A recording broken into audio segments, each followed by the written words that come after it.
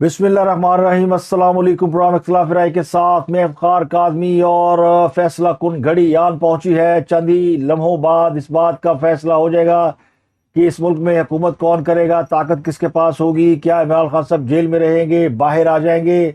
और इन दिनों इमरान खान की जेल से बहुत सारी चीज़ें बाहर आ रही हैं। उनकी ऑडियो लीक हुई है, उनकी तस्वीर लीक हुई है और अब एक वीडियो भी मंजर आम पर आ गई है। तो ये सब कुछ कौन कर रहा है? क्या निगरान हुकूमत जो है वो इलेक्शन से 24 घंटे पहले अपना कंट्रोल खो बैठी है कि उनकी किसी भी मामले में कोई गिरफ्त नजर नहीं आ रही, वो कोई फैसला करने की पोजीशन में दिखाई नहीं देते। और बिलावल भुट्टो साहब ने अचानक ऐसा क्या कह दिया कि एक तूफान मचा हुआ है और एस्टेब्लिशमेंट के गुण गाने वाले बिलावल भुट्टो ने अचानक एस्टेब्लिशमेंट को धमकी क्यों दी? लोग हैरान और परेशान हैं। और एस्टेब्लिशमेंट को दी जाने वाली धमकी क्या उनको पे ऑफ करेगी या उनके गले पड़ेगी? इसके अलावा बलूचिस्तान में पे दर पे दहशतगर्दी के वाकयात में 30 अफराद की शहादत हो गई है और दो बड़े अहम रहनुमा JUIF के वो कातलाना हमलों में बाल बाल बच गए हैं। हाफिज हमदुल्ला चमन से कोयटा जाते हुए निशाना बने, उनकी गाड़ी पर बुलेट मारे गए। उनके हमरा जो लोग मौजूद थे वो भी जख्मी हुए हैं, लेकिन हाफिज हमदुल्ला खुशकिस्मती से बच गए हैं। इससे पहले भी उन्हें एक मरतबा खुदकुश हमले में टारगेट करने की कोशिश की गई थी, जिसमें वो शदीद जख्मी हुए थे, लेकिन जिसको रखे साइयां मार सके ना कोई, तो उस वक्त भी वो बच गए थे। इसके अलावा JUIF के एक और हम रहनुमा मौलाना अब्दुल वासे, उनके इंतहाबी दफ्तर के बाहर भी बम धमाका हुआ है, जिसमें कम से कम 12-13 अफराद जो हैं उनकी जान चली गई है। मौलाना अब्दुल वासे इस हमले में महफूज रहे क्योंकि वो वाक़े के वक्त उस दफ्तर में मौजूद नहीं थे, वरना वो उसी दफ्तर में मौजूद होते हैं। लेकिन चूंकि इलेक्शन कैंपेन एक रोज पहले खत्म हो गई थी तो मौलाना अब्दुल वासे अपने दफ्तर में मौजूद नहीं थे। वो बच गए बाल बाल। तो ये वाकया किला सैफुल्लाह में पेश आया। इसके अलावा तो पश्चिमी बलूचिस्तान की सबसे अहम तहसील है और खानोजी बड़ा पुरअमन इलाका है। यहाँ पे आज़ाद उम्मीदवार है असफंद यार काकड़, उनके दफ्तर पर अटैक हुआ, यानी उनके दफ्तर के बाहर खड़ी मोटरसाइकिल जो है वो धमाके से उड़ा दी गई। ये रिमोट कंट्रोल धमाका था, इसमें भी कम से कम 17 अफराद की जान चली गई है। तो इलेक्शन में खड़े होने वाले उम्मीदवारों की जान तो बच गई, लेकिन उनके वोटर और सपोर्टर इसका निशाना बन गए हैं। तो ये अभी तक तो ये साफ नजर आ रहा है कि दहशतगर्दों को बलूचिस्तान में अमन गवारा नहीं और पाकिस्तान में जमहूरियत भी गवारा नहीं। तो पाकिस्तान में जमहूरियत दुश्मन कुव्वतें कौन सी है? ये वो कुव्वतें हैं जो कि पाकिस्तान में पिछले कई अरसा से पाकिस्तान के इदारों को, लोगों को और सियासी रहनुमाओं को निशाना बनाती चली आ रही हैं। अभी तक इस धमाके की और इन हमलों की जिम्मेदारी किसी ने कबूल नहीं की, लेकिन कहने वाले कहते हैं कि BLA और कायदम TTP दोनों का इल्हाक हो चुका है और दोनों मिलकर बलूचिस्तान के अंदर दहशतगर्द हमले कर रहे हैं। इसी के गुलशन इकबाल हाजी लिमगोट में भी एक धमाका हुआ जिसमें एक शख्स जाँ बहक हुआ है। लेकिन क्या ये हमले पाकिस्तान में इलेक्शन को मुलतवी कराने में कोई किरदार अदा कर सकते हैं? तो इसका जवाब ना में है, क्योंकि फौज डिप्लॉयड हो गई है मुख्तलिफ शहरों में, हसास पोलिंग स्टेशनों के बाहर भी फौज है। और शायद यही वजह है कि दहशतगर्दों को दूर अफ्तादा मुकामात पर ही अपने टारगेट को अचीव करने के लिए सब कुछ करना पड़ रहा है। और अब बात करते हैं इंतखाबी अमल की। जुमेरात के रोज पाकिस्तान के अवाम इलेक्शन में हिस्सा लेंगे और अपनी पसंदीदा जमात और लीडर का इंतखाब करेंगे। और वो जमात कौन सी हो सकती है और कौन सी जमात कितनी सीटें ले सकती है, एक सर्वे रिपोर्ट जो है वो कंक्लूड की गई है, जिसमें ये कहा गया है कि मुस्लिम लीग नून जो है वो इलेक्शन के अंदर कौमी असम्बली की 130 सीटें आसानी से हासिल कर लेगी। एक सरकारी तंजीम की जायजा रिपोर्ट के मुताबिक मुस्लिम लीग नून 8 फरवरी को सबसे बड़ी सियासी जमात बनकर उभरेगी। दूसरा नंबर पीपल्स पार्टी का होगा और तीसरा तहरीक इंसाफ का होगा। और ये खबर दी न्यूज़ में शाया हुई है। सरकारी तंजीम ने पुलिस, राय, रेवेन्यू डिपार्टमेंट, मजदूर यूनियन, मुख्तलिफ शोबों में पेशावराना अफराद के इंटरव्यूज़ के जरिए जमा की गई मालूमात की बुनियाद पर यह रिपोर्ट या तजिया पेश किया है। और ये पुलिस और यूनियन काउंसिल की सतह पर किया गया तजिया है। ज़रा ये कहते हैं कि ये सर्वे साइंसी अंदाज में किया गया है और इसके मुताबिक नवाज शरीफ की वतन वापसी के बाद उनकी मकबूलियत में इजाफा रिकॉर्ड किया गया है। और इस सर्वे रिपोर्ट में ये नहीं बताया गया कौन सी जमात कैसे और कितनी सीटें जीतेगी, लेकिन जो मेरे पास एक सर्वे रिपोर्ट है, उसके मुताबिक मुस्लिम लीग नून जो है वो 130 से 135 सीटें जीत सकती है। तो नवाज शरीफ की वापसी के बाद उनकी मकबूलियत में और पार्टी की मकबूलियत में इजाफा जो है वो रिकॉर्ड किया गया है। अब तक किसी ने ये जायजा पेश नहीं किया कि कौन सी जमात कितनी सीटें जीत सकती है, लेकिन बैन अवी मीडिया ने भी नवाज शरीफ को मुस्तकबिल का वज़ीर आज़म उसके तौर पर पेश कर रहे हैं। अब सवाल ये कि क्या वो सादा अक्सरियत हासिल कर पाएंगे या नहीं हासिल कर पाएंगे। तो ये जो रिपोर्ट आई है इसके मुताबिक मुस्लिम लीग नून को 115 से 132 सीटें मिल सकती हैं और ख़वातीन और अक़लियतों की मखसूस नशिस्तें मिलाने के बाद ख़वातीन और अक़लियतों की मखसूस नशिस्तें शामिल करने का मतलब ये होगा कि मुस्लिम लीग नून सादा अक्सरियत के साथ तनहा हुकूमत बना सकेगी। और अगर ऐसा हुआ तो मुस्लिम लीग नून जो है उसके लिए हुकूमत करना ज़्यादा आसान हो जाएगा। इसके अलावा पंजाब में 297 सीटें हैं, इसमें से 190 के करीब सीटों पर मुस्लिम लीग नून की फतह का जो वो दावा किया जा रहा है और चंद अजला के अलावा पंजाब में भी क्लीन स्वीप हो सकता है। नून लीग पंजाब में 2/3 अक्सरियत के साथ हुकूमत बनाएगी। खैबर पख्तूनख्वा और बलूचिस्तान में मखलूत हुकूमतें बनाने का चांस है और पीपल पार्टी जो है वो सिंध तक महदूद रहेगी। जायजा रिपोर्ट के मुताबिक मरकज में पीपल पार्टी को 35 से 40 नशस्तें मिल सकती हैं, जबकि तहरीक इंसाफ के आज़ाद उम्मीदवार 23 से 29 सीटों के दरमियान सीटें हासिल कर सकते हैं। MQM को 12 से 14 सीटें मिल सकती हैं। JUI कौमी असम्बली की 6 से 8 नशस्तें और काफ लीग इस्तेहकाम पाकिस्तान पार्टी कौमी असम्बली में 2 से 3 सीटें हासिल कर सकती है। तो इस्तेहकाम पाकिस्तान पार्टी जो 30 से 40 सीटें जीतने का दावा रखती है, उनको सिर्फ 2 से 3 सीटें मिलना ये उनके लिए शॉकिंग हो सकता है। अब ये सर्वे है, यकीनी तौर पर ऐसा नहीं है कि ये ऐसा ही नतीजा आए या इस तरह का ही हो, लेकिन ये एक जायजा रिपोर्ट कम से कम हमारे सामने आ गई है, जिसमें ये जाहिर किया जा रहा है कि कौन सी जमात कितनी सीटें हासिल करेगी। अगर इस सर्वे को एक साइड पर रखें तब भी खुद PTI के लोग, खुद पीपल पार्टी के लोग ये दावे कर रहे हैं कि मुस्लिम लीग नून जो है वो हुकूमत बना रही है या हुकूमत बनाने जा रही है, या इस तरह का तासुर आ रहा है कि वो हुकूमत बनाने में कामयाब हो जाएंगे। लेकिन बिलावल भुट्टो कुछ और ही कह रहे हैं और वो कह रहे हैं कि इलेक्शन में अगर किसी ने छेड़छाड़ की तो ऐसा पीछा करूंगा कि 9 मई करने वाले भूल जाएंगे। बिलावल ने यह भी कहा कि मैं जानता हूं गड़बड़ करने वाले कौन है और कहां बैठे हैं। तो ये पैगाम उनका किसके लिए था, कौन सी ताकतें हैं जिनकी तरफ वो इशारा कर रहे हैं। तो ये समझने वाले जो समझे हैं कि वो फौज की तरफ इशारा कर रहे हैं और फौज पर ये इल्जाम लगाने की कोशिश कर रहे हैं कि शायद वो इलेक्शन को हाईजैक करें या इलेक्शन में कोई गड़बड़ करने की कोशिश करें। तो उन्होंने जब ये कहा कि वो उनका पीछा करेंगे और लोग 9 मई को भूल जाएंगे, तो ये पाकिस्तान की दूसरी बड़ी सियासी जमात है जो अगर 9 मई के रास्ते पर चल निकली तो पाकिस्तान का जो फ्यूचर है उस पर सवालिया निशान लग सकता है।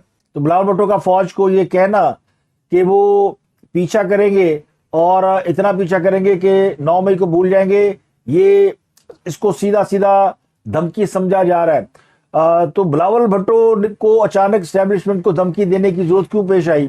तो ये शायद आखिरी कार्ड था जिसे वो खेल गए हैं, जबकि ये दावा वो मियां नवाज शरीफ के हवाले से करते रहते हैं कि नवाज शरीफ की एस्टेब्लिशमेंट से नहीं बनती।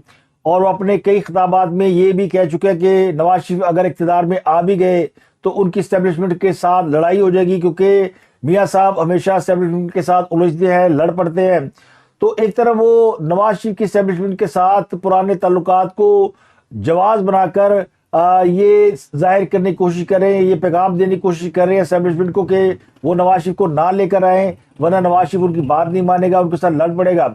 हालांकि नवाज शरीफ की पॉलिटिकल कैंपेन, बल्कि मुस्लिम लीग नून की पूरी पॉलिटिकल कैंपेन में किसी भी जगह पे एस्टेब्लिशमेंट को उस तरह तनकीद का निशाना नहीं बनाया गया जिसकी तवक्को की जाती थी। उसकी वजह यह कि 2018 में या 2017 में मुस्लिम लीग नून को एस्टेब्लिशमेंट ने इक़्तिदार से निकाला था, तो उनके लिए ये ज़रूरी था कि वो जब दोबारा इक़्तिदार में आए तो फिर यकीनी तौर पर अपने मुखालिफिन को या अपने दुश्मनों को तनकीद का निशाना बनाए। लेकिन लगता ही हो कि मुस्लिम लीग नून ने बहुत कुछ सीखा है और बहुत कुछ सीख कर वो आगे बढ़ने की कोशिश कर रही है। और बिलावल भुट्टो बहुत कुछ सीख कर उसको ना समझते हुए ऑल आउट गए।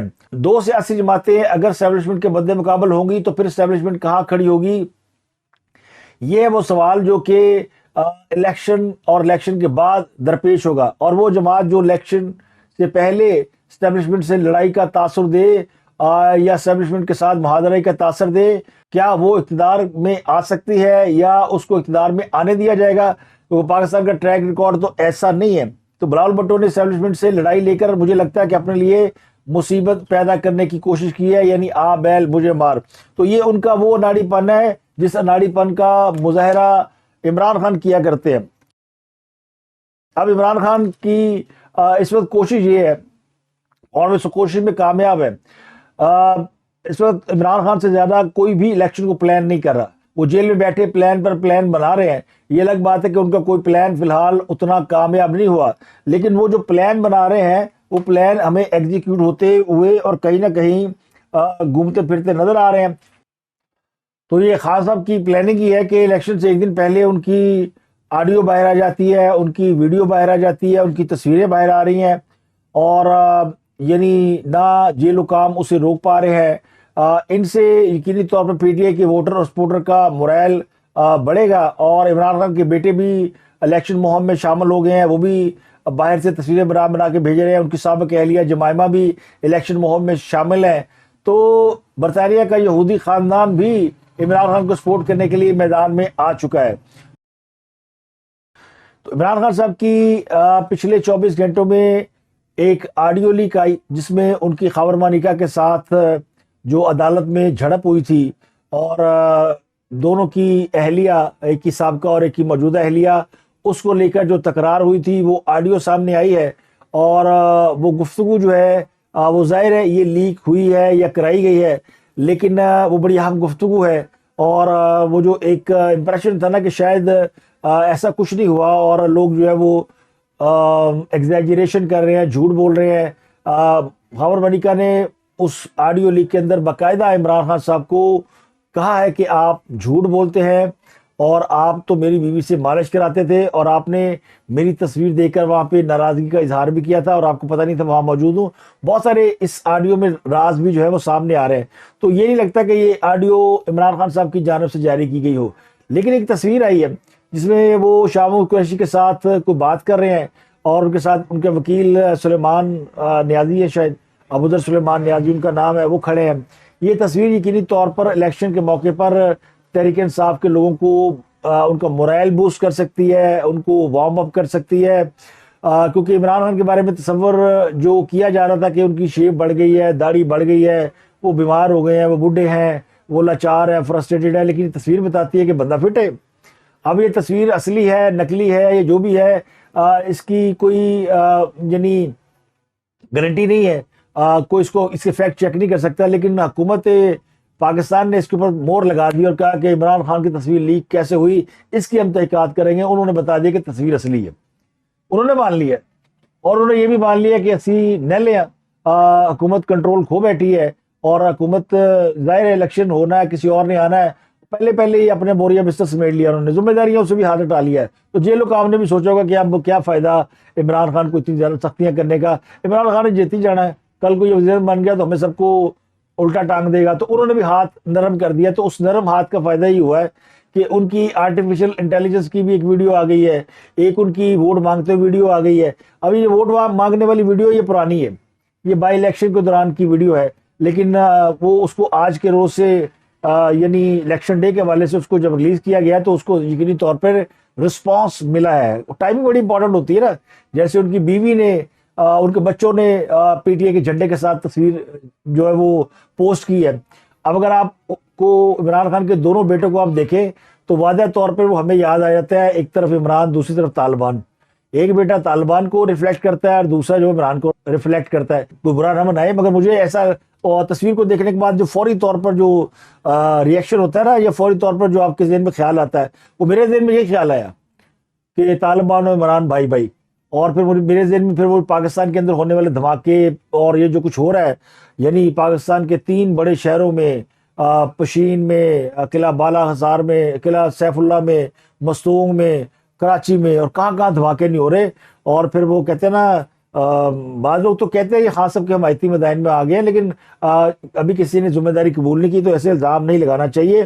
तो अब सिक्का बंद सजा याफ्ता मुलजम को लोग वोट डालेंगे। तो पाकिस्तान टेली कम्युनिकेशन अथॉरिटी ने एक बार फिर ये यकीन दिलाया है कि इलेक्शन के दिन इंटरनेट की सर्विस बंद नहीं होगी और पूरे मुल्क में बिला तअत्तुल इंटरनेट की फराहमी जारी रहेगी। इससे पहले कई बाई इलेक्शन में और तहरीक इंसाफ के कई जलसों के दौरान इंटरनेट की स्पीड का कम हो जाना या इंटरनेट का बंद हो जाना, इसने बहुत से सवालात खड़े किए थे और आलमी इदारे भी इस पर बड़ी हैरानगी का इजहार करते हैं कि पाकिस्तान में अचानक क्या हो जाता है कि तहरीक इंसाफ की किसी मूवमेंट के दौरान इंटरनेट बंद हो जाता है। अब तहरीक इंसाफ की वोटिंग का इन्हिसार भी इंटरनेट पर है। बड़े प्लान बनाए हुए पीटीआई ने इलेक्शन के रोज बहुत सारी ऐप्स उन्होंने नई डेवलप कर ली हैं, बहुत सारी वेबसाइट उन्होंने बना ली हैं। इसके अलावा जो सोशल मीडिया अकाउंट्स हैं उनके ऊपर उन्होंने अवेयरनेस के लिए बहुत सारे पोर्टल बना दिए। तो पीटीआई अपना सारा इन्हिसार उनका इंटरनेट पर है और अगर इंटरनेट इलेक्शन के दिन बंद हो जाता है और अभी तक ये कहा जा रहा है कि नहीं होगा, तो फिर तो पीटीआई के लिए बड़ा आसान है कि वो अपने वोटर को गाइड कर सके। लेकिन अगर अचानक इंटरनेट बंद हो गया तो ये सारी तैयारियां धरी की धरी भी रह सकती है। तो इसलिए वो जो खदशात है ना कि इंटरनेट बंद हो जाएगा, वो खदशात 90% है। लेकिन हुकूमत मेक श्योर कर रही है, बार बार बताने की कोशिश कर रही है कि इंटरनेट बंद नहीं होगा। तो कहते हैं पक्का करके मारना, हो ज्यादा बड़े पक्के हो उनके जनाब, कुछ नहीं, 10 सवेरे खैर है, कोई अल्टरनेट नहीं, लिख के भी ना ले जाए, बूटियां ना बनाए, पर्चियां ना बनाए, और ऐप्स के ऊपर बैंक करें।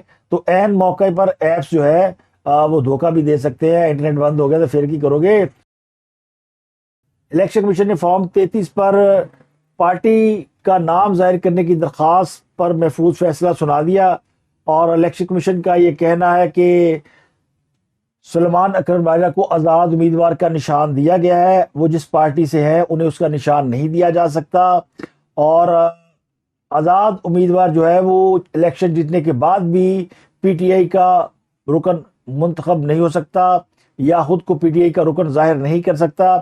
तो एनए 128 लाहौर से इलेक्शन लड़ने वाले पीटीआई के वकील रहनुमा सुलेमान अकरम राजा उन्होंने इलेक्शन कमीशन से दरख्वास्त की थी कि फॉर्म 33 पर उन्हें तहरीक इंसाफ का नाम लिखने दिया जाए, क्योंकि तहरीक इंसाफ को इलेक्शन कमीशन ने कालअदम जमात करार नहीं दिया और इलेक्शन कमीशन की रजिस्टर्ड जमातों में पीटीआई शामिल है। इसलिए उन्हें इलेक्शन के बाद आज़ाद उम्मीदवार करार ना दिया जाए। तो उनकी ये दरख्वास्त जो है मुस्तरद कर दी गई है। ये आखिरी होप थी जो कि वो अचीव करने की कोशिश कर रहे थे। इसके अलावा बड़ी खबर ये है कि शेर रशीद एक मरतबा फिर जो है वो रह गए और शाह महमूद कुरैशी भी रह गए। तो शाह और शेख एक कश्ती में, और इमरान खान और परवेज़ इलाही की किस्मत अच्छी कि उन्होंने इलेक्शन में अपना वोट कास्ट कर लिया। तहरीक इंसाफ के बानी चेयरमैन ने अपना पोस्टल बैलेट जो है उसके जरिए अपना वोट डाल दिया है। साबिक वज़ीर पंजाब परवेज़ इलाही साहब उन्होंने भी पोस्टल बैलेट डाल दिया है। जेल इंतजामिया ने जो डिमांड किए थे पोस्टल बैलेट, उनके मुताबिक उनको सिर्फ 15 पोस्टल बैलेट मिले हैं।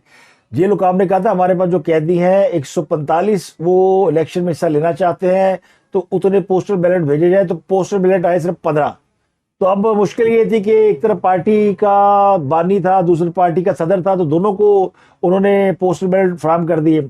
और बाकी जो थे वो एक पार्टी का वाइस चेयरमैन था और दूसरा जो है वो गेट नंबर 4 से धतकारा हुआ और पीटीआई से फटकारा हुआ शेर रशीद। वो कहते हैं ना घर के रहे ना घाट के, तो सीधे ना बेचारा पैड़ी हो रही, भावे जेल में हो चाहे जेल से बाहर हो। तो जितनी उनके साथ बुरी हो रही है, उनको चाहिए ये था कि वो बाइज्जत सियासत से रिटायरमेंट लेते और बैठ के सिगार पीते और सियासत के ऊपर सिर्फ तबसरे तजिए करते।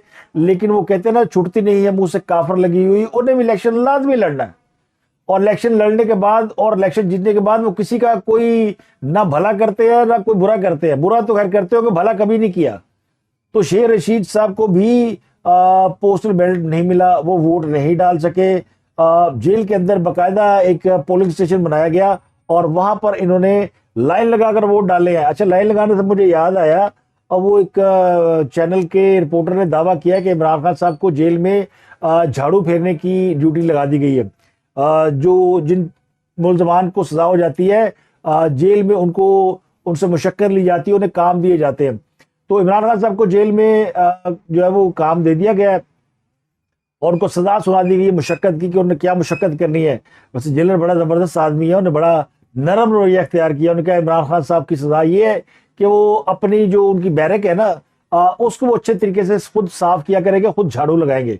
इससे पहले जो है वो जेल के कैदियों को ये उनकी बैरक में भेजा जाता था, जो वहाँ पे सफाई सफाई करते थे और फिर वहाँ से चीज़ों को लेन देन दाएं बाएं करना, वो भी उनका काम था। अब इमरान खान साहब की बाकायदा ड्यूटी होगी और इस बात को मेक श्योर किया जाएगा कि वो सुबह शाम अपनी जेल की सफाई करें, बैरक की सफाई करें, खुद झाड़ू दें, खुद अपना बिस्तर झाड़ें। ये उनकी मुशक्कत है, क्योंकि वो हाई प्रोफाइल कैदी हैं, जेल से बाहर निकालना उन्हें वैसे सिक्योरिटी रिस्क है, तो उनको किसी जगह पे भेजा नहीं जा सकता। वरना ड्यूटियाँ तो बड़ी हैं, खास सब किसी को क्रिकेट खेलनी सिखा दें, किसी को पढ़ना सिखा दें। और पढ़ने से याद आया कि इमरान खान साहब को ऑक्सफोर्ड यूनिवर्सिटी के चांसलर के इंतखाब की दौड़ में शामिल कर लिया गया है। अभी खबर है, अभी इसके फैक्ट चेक नहीं हुए, लेकिन जो बरतानवी मीडिया से रिपोर्ट है हमारे मीडिया के अंदर, वो कहते हैं नहीं इमरान खान जो है बरतानिया की ऑक्सफोर्ड यूनिवर्सिटी के जो चांसलर के इलेक्शन हो रहे हैं उनकी दौड़ में शामिल है। ये सेरेमोनियल ओहदा होता है और ये किसी सियासतदान और ऑक्सफोर्ड यूनिवर्सिटी के ग्रेजुएट्स को दिया जाता है, यानी रस्मी ओहदा होता है। इसमें हांगकांग के साबिक गवर्नर और टूरी नायब वज़ीर-ए-आज़म क्रिस पैटन ये 21 साल तक इस ओहदे पर रहे हैं। अब वो रिटायर हो रहे हैं, उनकी उम्र हो गई 80 साल। तो अगर इमरान खान साहब जो है वो ऑक्सफोर्ड के चांसलर मतलब हो जाते हैं तो उनकी अगली नौकरी तो पक्की है। लेकिन ज़रूरी है कि उनको फिर जेल से रिहा किया जाए, या फिर ये होगा कि ऑक्सफोर्ड यूनिवर्सिटी का जो चांसलर है वो बाकी मानदा ज़िंदगी जेल में गुजार रहा होगा। और ये एक ऐसी यूनिवर्सिटी है जो एक सजाए याफ्ता मुजरिम को अपनी यूनिवर्सिटी के चांसलर के दौर में शामिल कर रही है। वैसे इसकी तरह ना भी फैक्ट चेक होना बाकी है, इस खबर में मुझे अभी तक यकीन नहीं है। लेकिन चूंकि ये बात मीडिया जो रिप्यूटेड मीडिया है उन्होंने इसको अपने रन डाउन में शामिल किया, तो मैंने ये खबर आपके साथ शेयर कर दी है। देखते हैं जी कि इक़्तिदार का हुमा किसके सर बैठता है। और इलेक्शन डे, अल्लाह करे इलेक्शन डे खैर खैरियत से गुजर जाए। जिस किस्म के हालात हैं जो आज बलूचिस्तान में हो गया है, कल अगर ये पाकिस्तान किसी और शहर में सूबे में होता है तो बड़ी मुश्किल पेश आएगी। तो हम सब दुआ गो है कि पाकिस्तानी फ़ौज जो है, जिस तरह उन्होंने 8 फरवरी को इलेक्शन कराने का वादा पूरा किया, जनाब जस्टिस काजी फाइजा साहब ने और आर्मी चीफ ने भी, दोनों ने इस बात के ऊपर यानी डटे रहे कि 8 फरवरी को इलेक्शन होना है। हालांकि सियासी जमातें नहीं मान रही थी और कई लोगों ने कहा कि जनाब बारिश होनी है, बर्फ पैनी है और दहशत गर्दी है। बहुत लोगों ने यानी बहुत सारी चीज़ों से डराया, लेकिन नहीं माने दोनों ने। और बिलाखिर दोनों ने पाकिस्तान को जमहूरियत की पटड़ी पे वापस चढ़ाने में अपना किरदार अदा कर दिया है। लोग की पावे उन्होंने गाला कटन जो मर्जी कहें, लेकिन तरीक इंसाफ वाले भी कम से कम टूटे हुए मुंह के साथ ही शुक्रिया अदा कर दे कि चलो हाफिज साहब इलेक्शन कराने वाले तो बने, जबकि ये धमकियां दे रहे थे कि नहीं ये तो इलेक्शन करा ही नहीं सकते क्योंकि इमरान खान बड़ा पॉपुलर हो गया और इलेक्शन ये अफोर्ड नहीं कर सकते। उनके इस दावे के बावजूद कि इमरान खान जीत सकता है, एस्टेब्लिशमेंट ने ये इलेक्शन कराने का रिस्क ले लिया है, या जुआ खेल लिया है, दाव खेल लिया है। तो फिर भी वो यानी इस बात की दाद के मुस्तहिक तो है ना कि उन्होंने अपने किए हुए वादे पे अमल किया है। तो कल तक जो जमात ये दावे करती थी कि वो अगले 10 साल इक़्तिदार में रहेगी, हाँ सब कहते थे कि 90% पाकिस्तान उनके साथ है और वो इलेक्शन जीत जाएंगे। आज हालत ये है कि वो जमात ये कह रही है कि हमें इस बात की हमारी तहसीन की जाए, हमें क्रेडिट दिया जाए कि देखिए हम इलेक्शन तक तो आ गए, हमने इलेक्शन तो लड़ लिया। तो इसमें कोई शक नहीं कि पीटीआई इलेक्शन तक पहुंच गई है, लेकिन इसमें उनका कोई कमाल नहीं है। ये उनका कमाल है जिन्होंने उन्हें इलेक्शन तक खींच लिया और जिनको 9 मई के मुकदमात में गिरफ्तार भी रखा और उन पर मुकदमात भी नहीं चलाए, उनको सजाएं भी नहीं हुई, लेकिन उनको 9 मई के मुकदमात में चार्जशीट भी पूरा किया गया। तो हाथी मरते मरते मरता है। तो इमरान खान की जमात जो है वो कल के बाद यकीनी तौर पर उसके लिए वो सफ़र शुरू हो जाएगा जहां उसके लिए अपना वजूद बरकरार रखना एक बहुत बड़ा चैलेंज होगा।